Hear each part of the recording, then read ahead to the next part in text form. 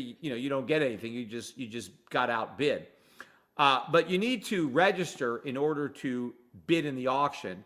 And so you want to go to the website, and you can see, the representation of the art and obviously the ordinals on the website. So you want to go to one, it's just the number one, not ONE, but a one, marketprice.com /golden.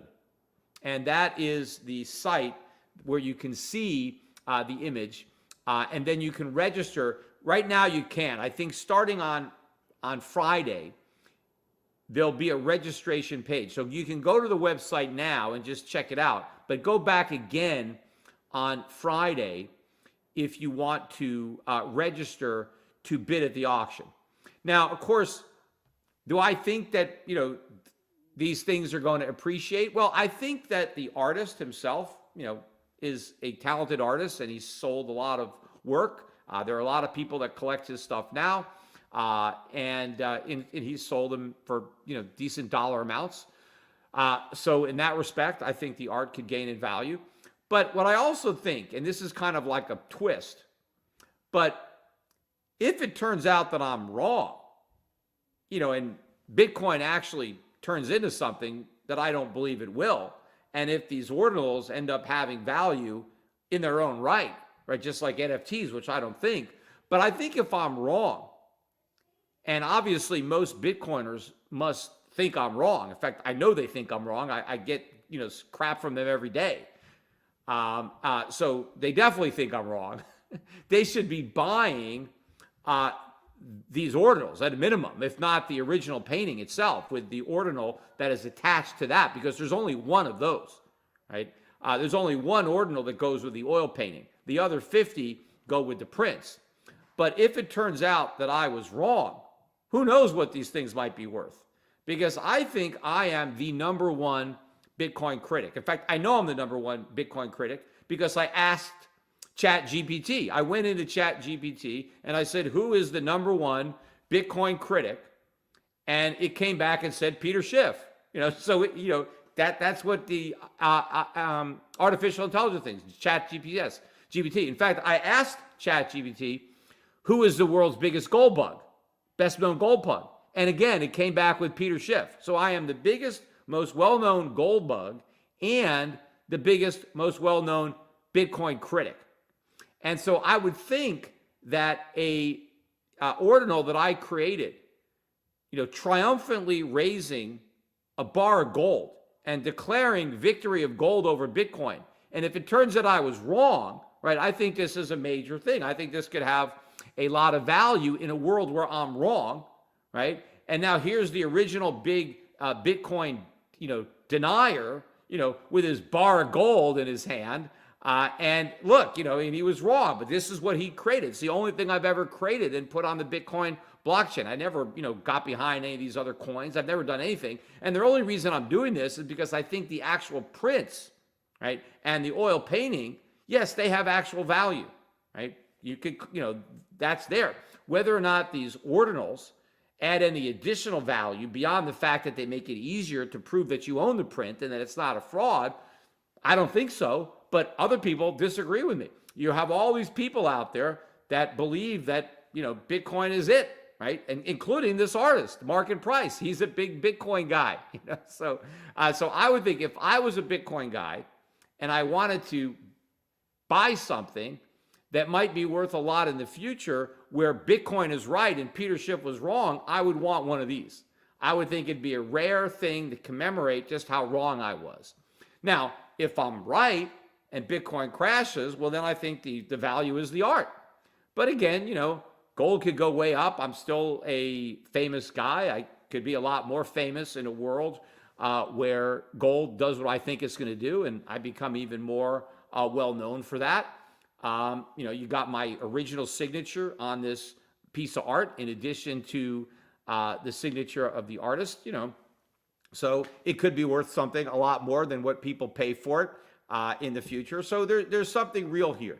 And I'm doing this also because I like the artist. I think it's an interesting project. I'll see what kind of demand there is for something like this. Maybe we'll do more in the future. I don't know. We'll see how well this goes. But again, remember, I had this painting made for myself, and I like it. I think it's a nice painting. It looks better in reality. So that's why you should go down if you want to bid on the actual painting. You should go to the gallery in New York so you can actually experience it in real time, right? That not just looking at it on a paper.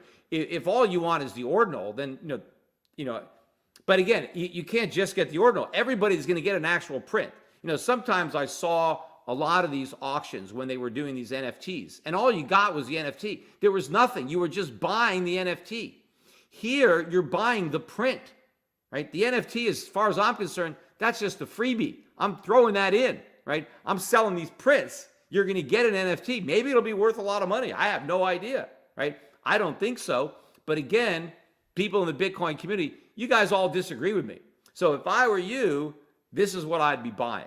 I think that if I turn out to be wrong and you guys are right, these 50 ordinals are going to be worth a lot of money in a world where I'm wrong. So if you think I'm wrong, then this is what you should be buying. And, and if I'm right and you use your Bitcoin to buy these ordinals, which, you could use your Bitcoin. If Bitcoin goes to zero, at least you're going to have a print. Because if you just hold on to your Bitcoin and I'm right and they're worthless, you got nothing. At least you could take this print and hang it up on the wall, as a testament to your stupidity, right? That, you could have bought real gold, but you bought Bitcoin, and now all you have to show for your Bitcoin is this Peter Schiff print of a bar of gold. Anyway, that's it for today's podcast. Again, my next podcast is going to be live from London over the weekend. I'm going to talk about the jobs report that's coming out on Friday. It's not going to be in the evening like I normally do because I'm 6 hours ahead. So it's probably going to be earlier in the day, U.S. time, because of the time change in the U.K. But I'm only going to be there for 6 days. Again, ironically, I'm talking at this blockchain conference in London on Friday morning. I mean, the first thing I have to do, I think I talk at 8:30 in the morning, which is like 4:30 my time or so. I'm barely going to have any sleep going to do my talk. I'm going to be talking about tokenized gold, about how you integrate gold into the blockchain and how that's the solution, that Bitcoin is in gold 2.0. Gold is gold 2.0. Gold on the blockchain, tokenized gold, cryptocurrencies backed by gold. That's the future of blockchain as far as I'm concerned, not Bitcoin. And again, that's what my ordinals are claiming. By marrying my gold and the blockchain, I'm saying that gold is the future of blockchain, not Bitcoin. But anyway, when I get back from the UK, I'll be back in Connecticut for a while. I'll be doing the podcast from here until on the 26th. I leave for about a month vacation in Europe, and I'm going to take this laptop that I'm using now, microphone and camera with me, and I'll be doing my podcasts on the road. Maybe I'll run into a few. No, they shouldn't have raised rates as much as they did. That wasn't the mistake. Had the Fed stopped raising rates a few months ago, let's say they stopped at 4%, and they said that we're done, the dollar would have tanked. Inflation would have soared because people would have seen that the Fed is not really willing to fight inflation, and they would have had to reprice all these assets. The gold price would be $1,000 an ounce higher at a minimum had the Fed stopped sooner and not continued with the pretense of fighting inflation to the bitter end and making sure it goes down to 2%. Because had they stopped hiking, they couldn't say that. And so in order to avoid that catastrophe, they had to keep raising rates. And so now we're going to have this catastrophe instead. But every choice that they were going to make was going to have a bad outcome. That is the box that the Fed put itself in. It was going to be damned if it did and damned if it didn't, right? So it did, but it was still damned. Now, even now that everything's started to collapse, because at least the last couple of rate hikes, they looked around, they hiked rates, and there wasn't a complete implosion, right? Again, it's like you put a straw in a camel's back and you look around at the camel, he looks okay, and so you put another straw up there and, all right, still standing. but then you finally put one and it's just one too many, and then he starts to buckle, right? So now, okay, we can't put any more straws on, right? The knees are buckling. That's kind of where we are, although they maybe regret that last quarter point. That might have been it, right? I don't know if they're about to reverse that. We'll see. But that added a lot of weight to that crippled camel. But how would they not know that this was going to happen? But because they don't get it, right, that the government caused this and that it was inevitable, they still think the government can solve the problem, right? They're looking for more government solutions. They don't get that the government solutions caused the problem. But also, they expect what happened in 2009, 2010 to happen again. The reason these bond yields are falling is because everybody assumes recession. Now recession is inevitable. Forget about this soft landing. That's now impossible because we now have this financial crisis or banking crisis, and that means a soft landing is impossible. Now, of course, it was always impossible because this banking crisis was always inevitable. It's just that the people who were predicting a soft landing, see, they didn't get that. They had no idea what they were talking about. And that's why they think that, well, this is just some coincidence. It just happened to happen, like, and interfere with this rate normalization. Oh, my God, it rained on the Fed's parade just out of nowhere, right? And so they assume that we're going to get this recession, and they assume that the recession is going to allow rates to fall, in particular because they assume that the recession is going to solve the inflation problem, that the Fed's rate hikes aren't going to solve the inflation problem, but it's the weak economy that's going to solve it. Because part of the reason we had inflation, people think, is the strong economy, the strong labor market. Well, if we have a recession, we get some unemployment, we don't have this hot labor market, people think prices are going to go down. That is where they're wrong. Because as I've been saying, again, since the beginning, since 2009, when the Fed does this, it's going to accelerate the inflation problem that they had to ignore in order to turn their attention to the financial crisis and the economy. And again, they're not just bailing out the banks. They're going to be bailing out corporate America. They're going to be bailing out the U.S. government because everybody borrowed too much money during the time period where rates were artificially low. Governments, individuals, corporations reacted to the incentives that the Federal Reserve was creating. And those who didn't, suffered. Again, that was part of the moral hazard. If you were taking a lot of risk, then you made money. And your competitors who didn't want to take the risk didn't make money because they were worried. And so they lost out on customers. They lost out on business. I mean, the government rewarded aggressive risk-taking, and now they rewarded again by bailing out the people who took all those risks. So the market, the bond market, is pricing for a recession in which inflation comes down. But the recession they're going to get is going to be stagflation. It's going to be with inflation surging to new highs. And then I think when this finally happens, even the village idiot is going to get it, right? When all of a sudden the Fed's balance sheet is 11 trillion, 12 trillion, when we're in recession, but inflation now is double digit, nobody is going to believe that the Fed's got this under control, that the Fed's got any tools in that chest to return inflation to 2%, unless it's willing to completely crash the economy and bankrupt the U.S. government, which we know it's not willing to do. And ultimately, the Fed and everyone's going to have to say, well, we're going to have inflation, and they'll probably blame it on capitalism. They'll blame it on the speculators. They'll blame it on everybody except themselves. They'll never accept responsibility. A politician is never going to do that on either side of the Atlantic. But investors had better be prepared because that is the outcome. And we're going to have not just a financial crisis. This is going to be a currency crisis and then a sovereign debt crisis. And that's what I've been saying since the beginning. The only thing that surprises me is how long it took. Nothing that's happening is a surprise to me. Everyone in the financial media, all these economists, everyone at the Fed, they're like totally in shock, at least publicly, by what's happening. No, I've been waiting for this. It's all long overdue. It was going to happen. There was no way around it, as are the consequences that still await us. The fact that when the Fed decides and when the government that they're going to bail people out, they're going to bail banks out, inflation is going through the roof. That is the choice. The reason that we were able to get away with it last time don't exist anymore. We're not going to have another 10 years of can kicking. That's done, right? We're out of road. And so we're going to pay the immediate price for this action.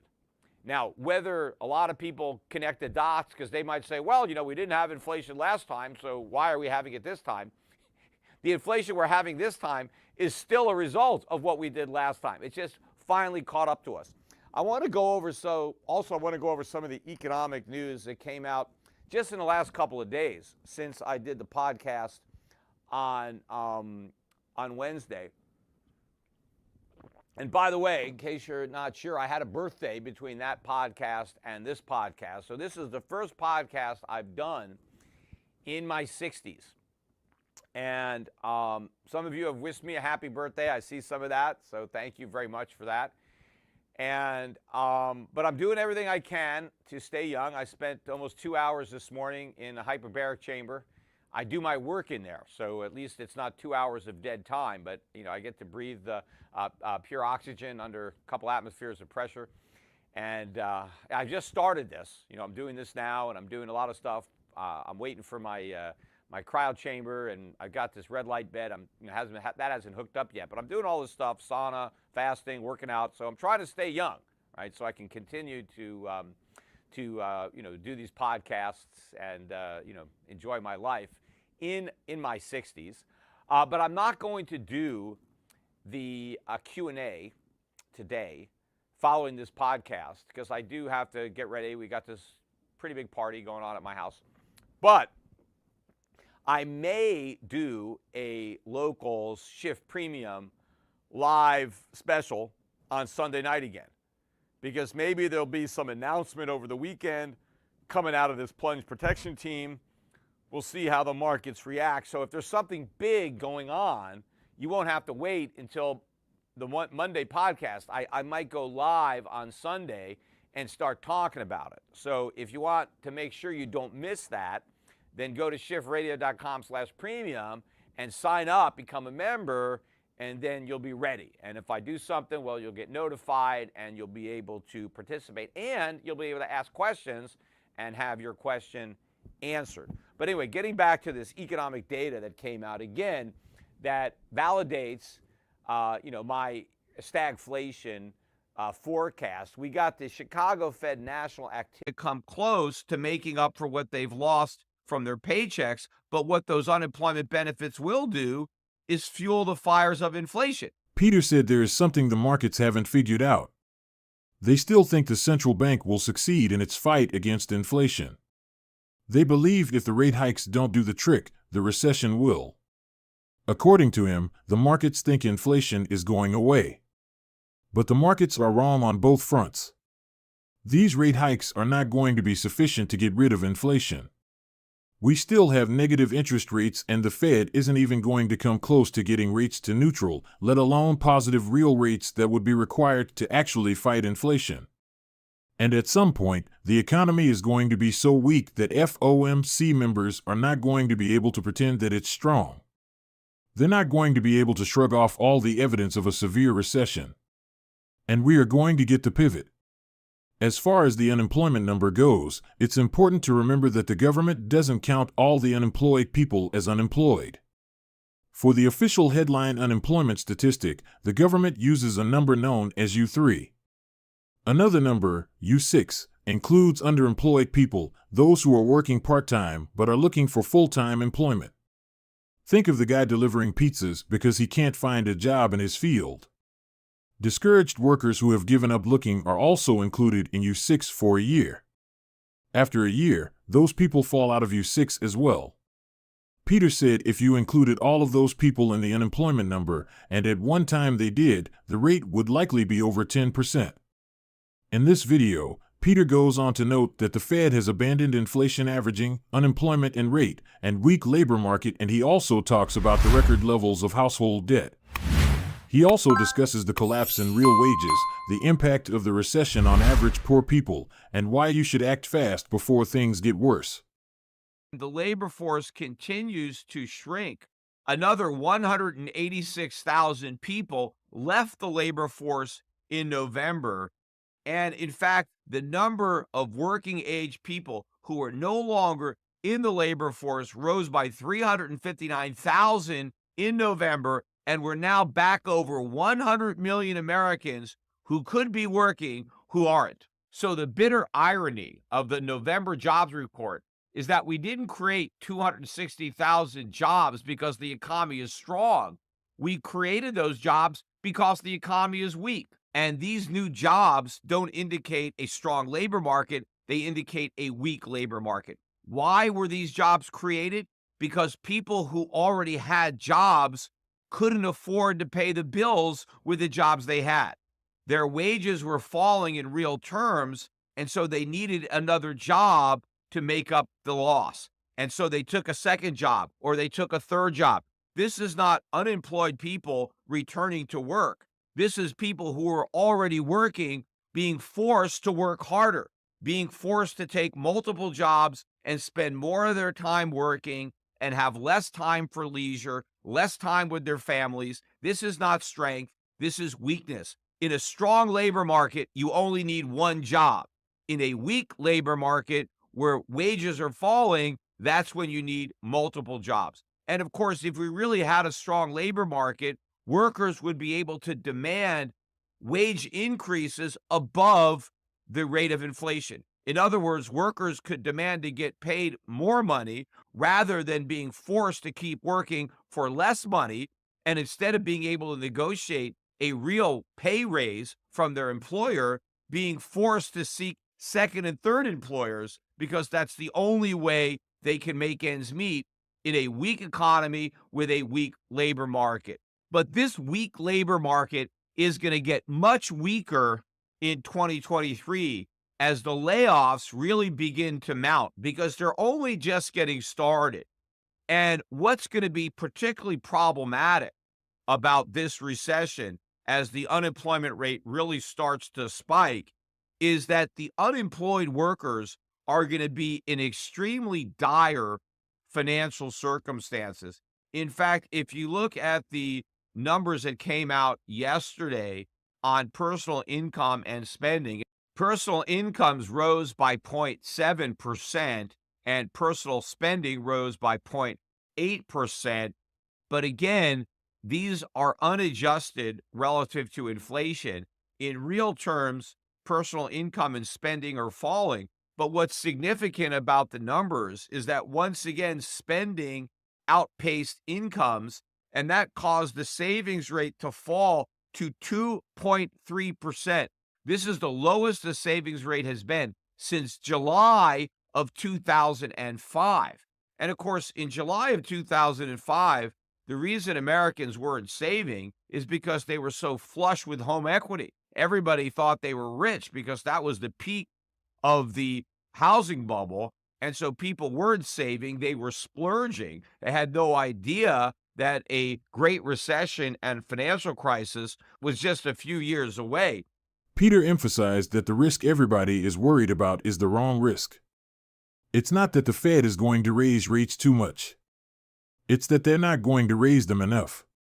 It's that they're going to pivot too quickly. It's not that the Fed is going to mistakenly believe that the economy is strong and then overestimate how high inflation will be.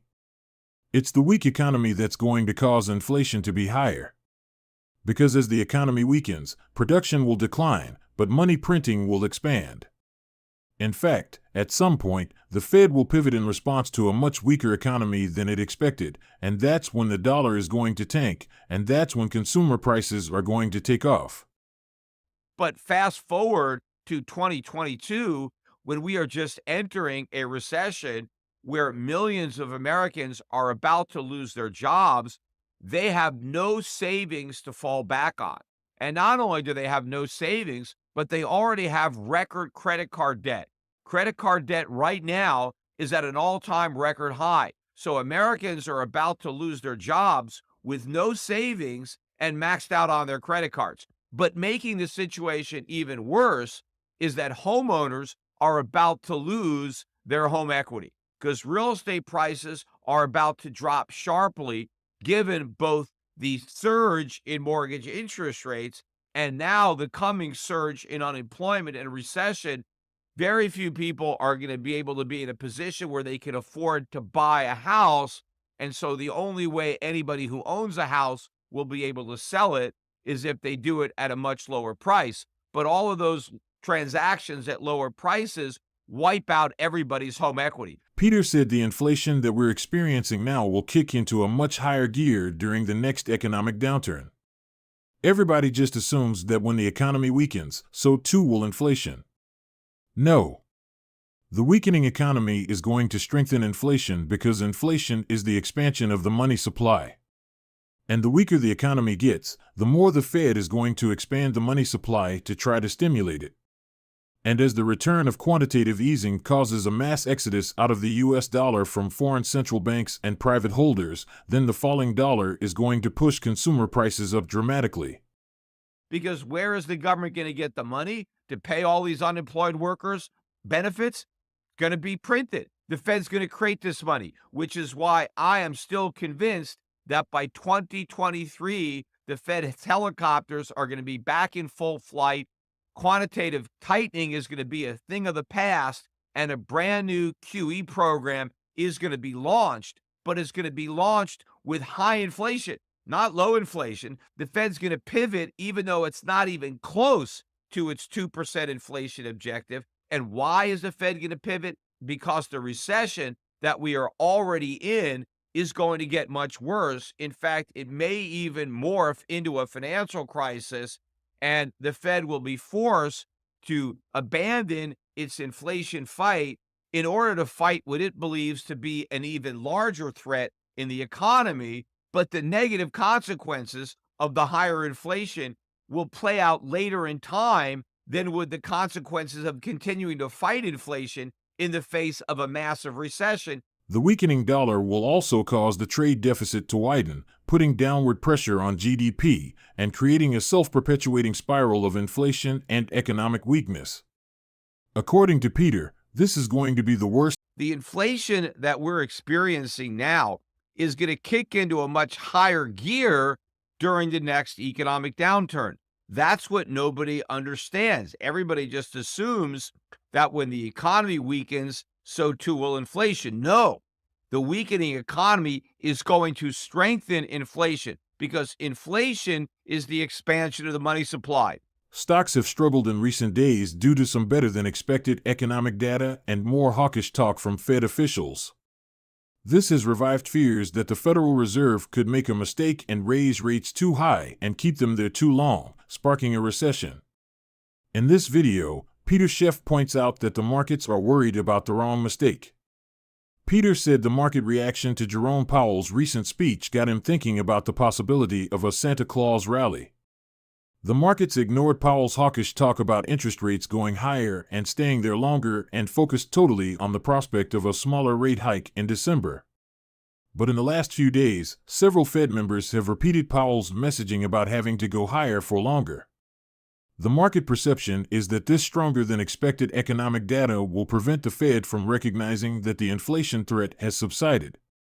That will lead to the Fed making the mistake and raising rates too much and leaving them too high for too long, causing an unnecessary recession.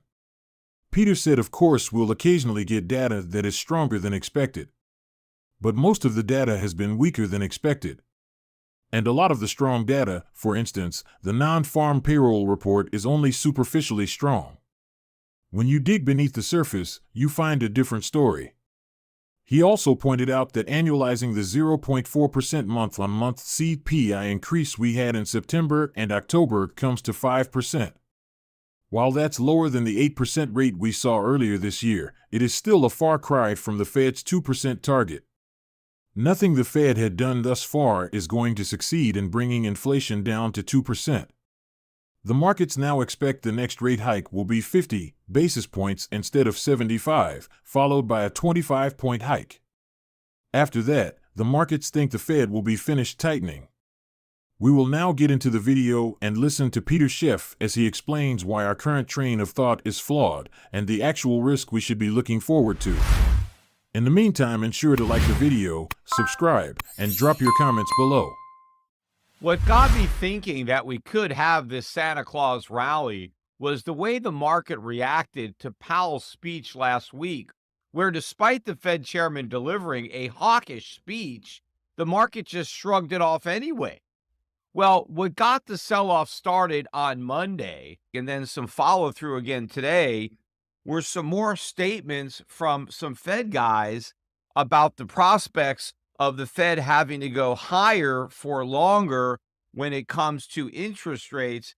And in fact, that point got hammered home yesterday with the release of some economic data that was actually stronger than the markets had been anticipating. First of all, we got the Chicago PMI for November, and this one wasn't necessarily a beat because I'm not even sure what they were looking for, but the index came out at 46.4 and the service index came out at 46.2. Now that one was actually a slight miss because they were expecting 46.3. But again, anything below 50 represents contraction. So regardless of what investors were expecting, that was definitely a weak economic number.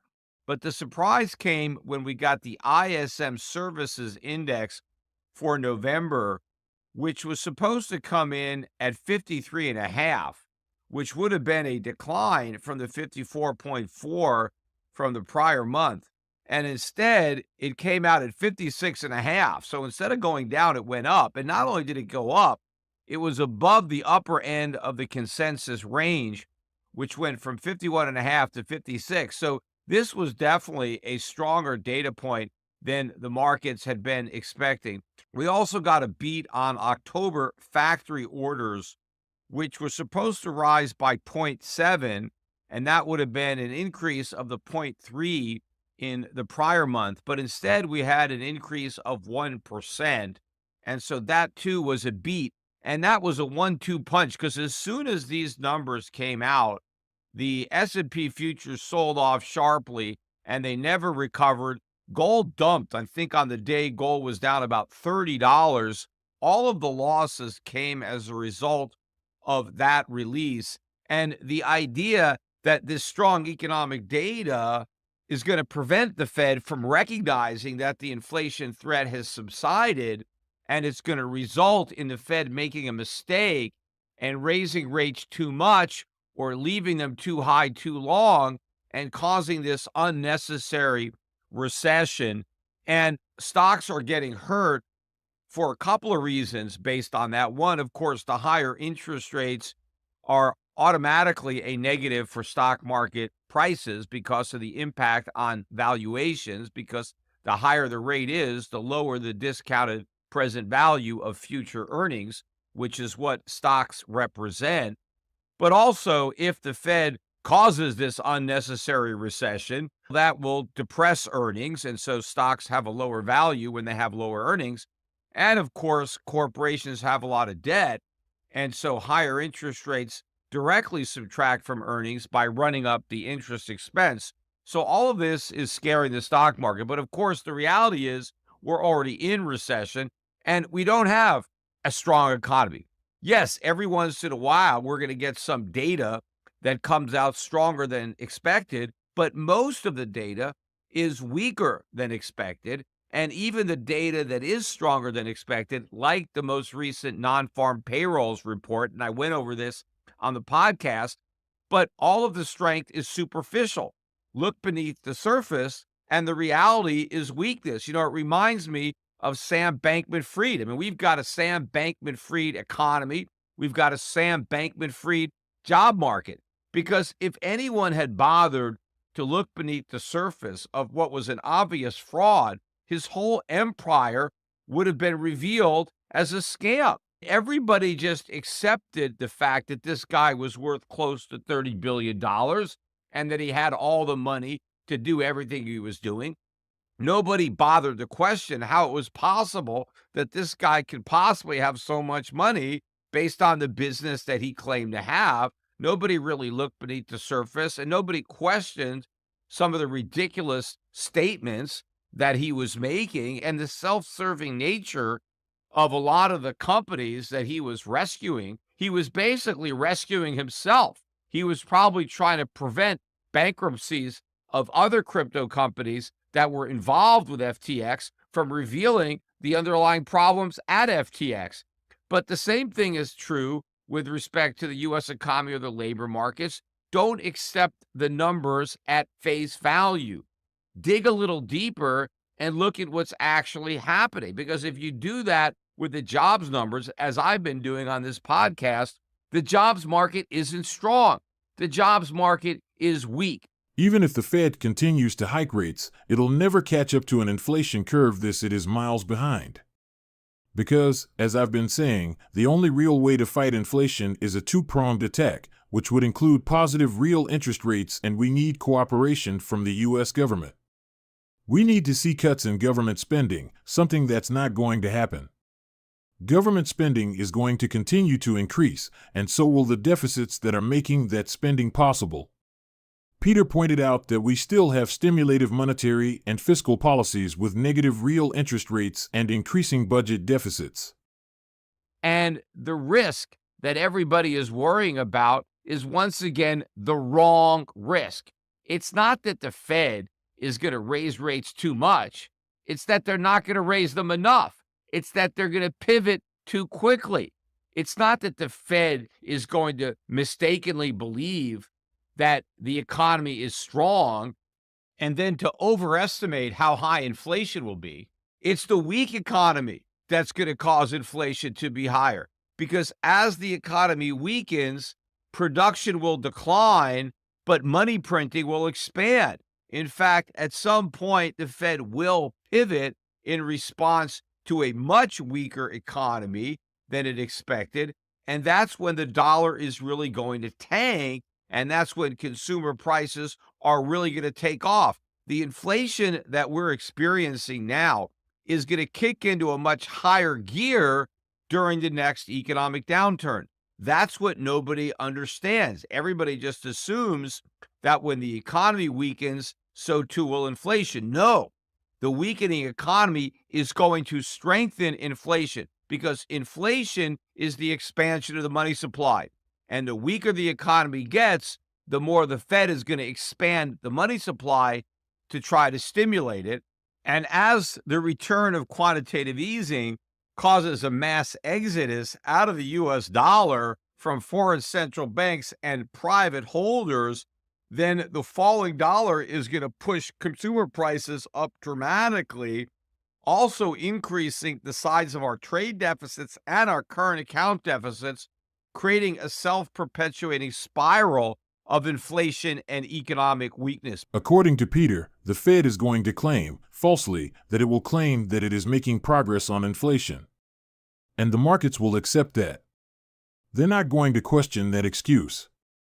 It will at least pass the smell test of plausibility, because most people won't dig deep enough to see what's going on. They want to hear what they want to hear. And so, they will buy this. Because the Fed now has a plausible excuse, the markets are buying stocks, and they're buying bonds, and they're dumping dollars, and they're buying gold. But the reality of this report means that the Fed is in the process of pivoting, even though it's not even close to winning its fight against inflation. And it's ultimately going to do a hard pivot even as the inflation rate accelerates and makes new highs, because the recession that we are already in is going to get much worse. What do you think of Peter's assessment? Do you feel cheated by the Fed too? Let us hear your opinions in the comment section. Also, remember to like the video, subscribe, and turn on notifications. Thanks for watching.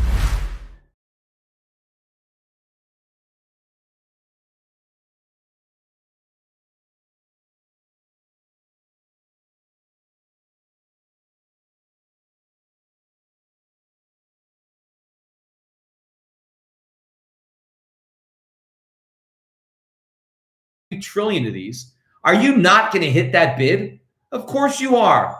The Fed is saying, look, we're going to buy all these treasuries. So if you don't sell them to us and everybody else does, the ones you have are worthless because the treasury is only worth what the dollar is worth. And if we're going to print it into oblivion, then everybody's going to dump. So I think you're going to get massive selling. People are going to come, just like I said, that when the government creates a program, everybody tries to qualify.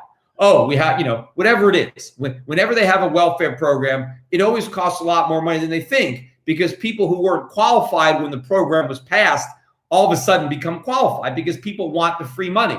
And so they make sure they qualify for it and they change their circumstances or they lie to qualify. Well, now that everybody knows that the Fed is there to buy an unlimited amount of dollars and treasuries and mortgage-backed securities and corporate bonds, and if you're sitting on a bunch of them and there's an artificial bid because obviously the Fed is going to overpay for any assets it buys, right? That's why it's buying them, right? Because if the Fed was going to let the market dictate the price, it wouldn't have to buy. But if the Fed wasn't there and all the people who want to dump their treasuries and mortgage-backed securities, if they did it in the market price would be really, really low. So the government, the Federal Reserve is saying, we will overpay for your treasuries. We will overpay for your mortgage-backed securities, right? Well, what kind of fool would not say, okay, take mine? I mean, why would you not do it? And you're even a bigger fool if you don't, because now the question is, when is the bid going to collapse? When is the dollar going to collapse? That's when the milkshake theory is going to prove that it's all wet. All right. Anyway, next question. Anyway, inflation is not what you think will be due to the entire world going through the same thing. Yes, because all of the countries are making the same policy mistakes as America, the whole world will suffer higher inflation, and it's taking longer, but it will be worse globally. But also, because other countries are debasing their currency, it is delaying the consequences for America. If America was the only country pursuing these reckless policies, we would have had to, face our comeuppance years ago. But because the whole world has been doing this, and they're doing it because the U.S. is the reserve currency, and countries are worried about the reserve currency collapsing. And so they're trying to prop it up. And each individual country doesn't want its currency to get too strong against the dollar. So they fight this insane currency war to try to weaken their currencies, to try to prevent the dollar from falling against the currency. But it's like, this is it. This is the end of it. I mean, we're down at negative rates now, too. Look at the 3-month T-bill, the 6-month T-bill. The yields are negative. I mean, this is it. We're done. This is the end of an experiment that didn't have to be run, because I could have told you how it was going to end. We're at some point in time in the future, maybe 100 years from now when we're all dead, some other group of fools is going to think they reinvented the wheel, and they're going to think we no longer need gold, and we'll go to some fiat system, and then we'll repeat the whole process. But hopefully the world will at least have a long period of prosperity if we ultimately return to sound money, which is not Bitcoin, by the way, which is gold, real money, not fool's gold. I don't care if we transact in real money digitally. That's fine. We can exchange gold with one another digitally. We can have digital custodians and we can transact digitally. The important thing is that the transactions are based on real money, right? Which is gold, not based on nothing. We already have that problem with the fiat. Hey, Peter, do you recommend, if we're emotionally honest with ourselves, leave the United States for a safer haven? Look, I'm here. I just went to Puerto Rico. It's still the United States. But yeah, there are safer havens out there, unfortunately. I do think things are going to get pretty bad. I think there's going to be civil unrest. I think there's going to be price controls, capital controls, looting, riots, rolling blackouts, you name it. We're going to live through it. I mean, it's going to look like a bad movie in the United States, worse than it looks now. I mean, right now you look at the streets and they're empty, right? People are civil. Streets, imagine when they're crowded with foreign stocks and currencies all perform. Is Canada, look, yeah. So the stocks we own in Canada are generally resource stocks, some oil, mostly gold, and I think Canada is going to have a booming mining industry up there. But look, the Canadian dollar has been getting beat up. I mean, even worse than the US dollar. I mean, gold is at an all-time record high in terms of Canadian dollar. So Canadians need to hedge too. They need to invest outside of Canada. I don't think the Canadian dollar will get hit as bad as the US dollar, but it's going to get hit relative to gold and some other countries that are in better shape than Canada. So yeah, and we're not registered yet in Canada. We're in the process. If you're interested, you can still contact Europe Pacific Asset Management, europacificfunds.com. As soon as we're in Canada, we'll follow up with a call And eventually my mutual funds will be up on Canadian platforms. In the meantime, Americans could buy my funds, Schwab, Fidelity, E-Trade, anywhere. You can go directly to Europe Pacific Fund's website, europacificfunds.com, download a prospectus, read it, understand the risks. If they're suitable, you can invest directly. Don't need a broker, just go online, buy my funds. If you have more money and you want to work with one of my brokers, then talk to one of the brokers at Europe Pacific Capital at europac.com. And they'll help you pick a fund that's suitable for you and make sure that you understand the risk before you invest in any of my funds, my gold fund. Peter, what do you think about bank international settlement and the theory that the global central banks collapse the economy on purpose? I don't think they're smart enough to do it on purpose. I think if they tried to collapse the economy, the opposite might happen. So I think it's happening by accident. I just don't give them enough credit to think that they can intentionally do it. Hey, Peter, when people say you have 10% in gold, what does that mean? When I talk about people having 10% in gold, I'm talking about 10% of a portfolio, not necessarily 10% of your net worth that you might include like your house and stuff like that. But let's say after you have your house or whatever, let's say silver coins. That's it. That's all I'm talking about. 5 to 10% of an investable portfolio in gold and silver coins. It's not a lot. You don't need a lot. I mean, if gold goes up 10-fold, 20-fold, that little bit of gold and silver is worth more than the entire portfolio. And if you have 5 to 10% of your money in gold, then you have 5 to 10% more than most people. Most people have no money in gold and silver. If they even have a portfolio, it has no gold and silver. Now, I'm pretty sure that 10 years from now, most people will have gold and silver in their portfolio. In fact, it might be all they have in their portfolio. But before that happens, get yours. And again, Schiff Gold, you've got the Perth Mint at Europe Pacific Capital. Now, gold stocks are a different story. That's part of a stock portfolio, and it's much more speculative. I don't look at gold stocks as a safe haven, long-term store of value the way I look at physical gold and silver. And silver more so, a little bit more speculative because you got the industrial material angle. Gold is really a pure monetary metal as far as I'm concerned. Even though it has industrial uses and jewelry uses, I really look at it as a precious metal. That's a monetary asset that central banks are holding and continuing to buy around the world, preparing for the post-dollar monetary era where dollar is no longer the reserve. We go back to gold, which was the reserve before the dollar and will be the reserve after the dollar. But gold stocks are more speculative.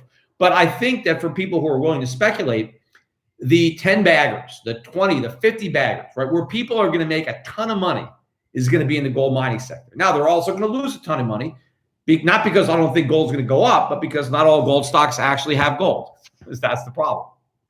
So that's why I think you hire an expert. That's why I think, instead of trying to pick your own gold stocks, you let Adrian Day do it and you buy my gold fund.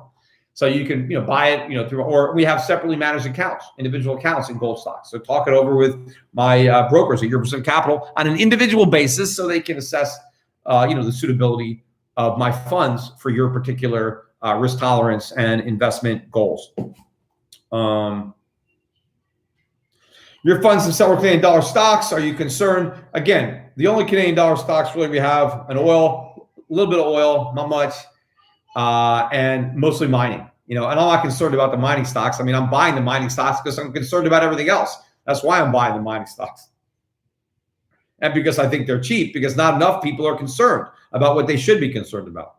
I mean, people are concerned about the coronavirus now. I'm not saying they shouldn't be, but they're completely oblivious to the financial and economic crisis that's around the corner. And I'm not talking about the crisis that's the result of everybody, staying home and not going to work because they don't want to spread the coronavirus or catch it. I'm talking about the man-made crisis, not the natural crisis, not something that's an act of God, but what's an act of man. It's because we were so ill-prepared for this crisis, because of all the mistakes that we made in 2008 that set us up and made us so vulnerable. And now the even bigger mistakes we're making now that are taking a nation that was teetering on the brink of disaster and just giving it that final shove to fall into the disaster. Mark just gives me 100 Hong Kong dollars. Happy birthday. Thanks.